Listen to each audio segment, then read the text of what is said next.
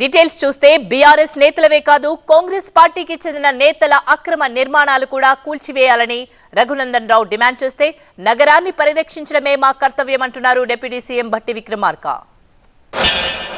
ఇద్దరి హయాంలో కట్టిన భూములు ఎన్నో ఒక శ్వేతపత్రం ఏమని అడుగుతున్నా నేను. నువ్వు పెద్ద దొంగ నేను చిన్న దొంగ అని తిట్టుకుంటున్నారు. ఇద్దరు దొంగలు అనేది ఒప్పుకుంటున్నారు వాళ్ళు.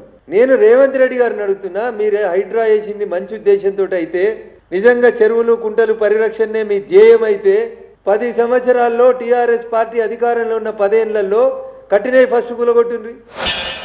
2014 కంటే ముందు రాష్ట్ర విభజన జరగకముందు అలా ఎన్ని చెరువులు ఉన్నాయి హైదరాబాద్ చుట్టూ శాటిలైట్ పిక్చర్స్ ద్వారా తీసినటువంటి మ్యాప్స్ అన్ని సమాచారం తీయమని చెప్పారు.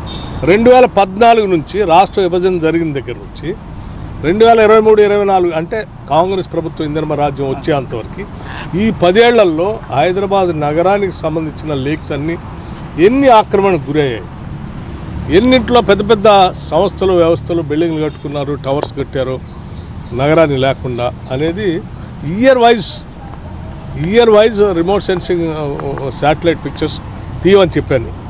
వాటన్నిటిని తీసి అధికారికంగా వారికి అందిస్తున్నాం. వాటన్నిటిని ప్రజల ముందు కూడా పెడతాం.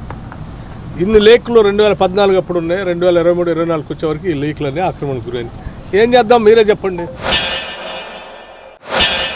విపక్షాలను ఇరికించేలా బీఆర్ఎస్ స్కెచ్.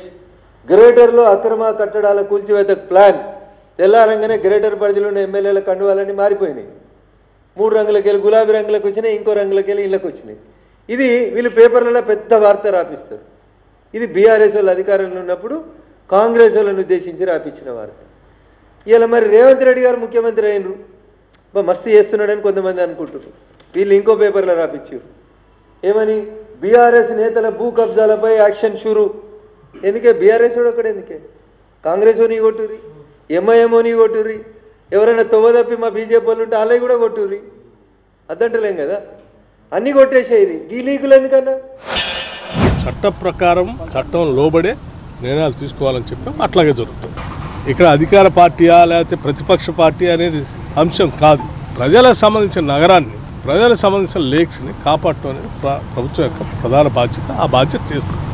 ఈ బాధ్యత వద్దని ఎవరైనా కోరుకుంటే ప్రజలు మనల్ని తప్పుపడతారు.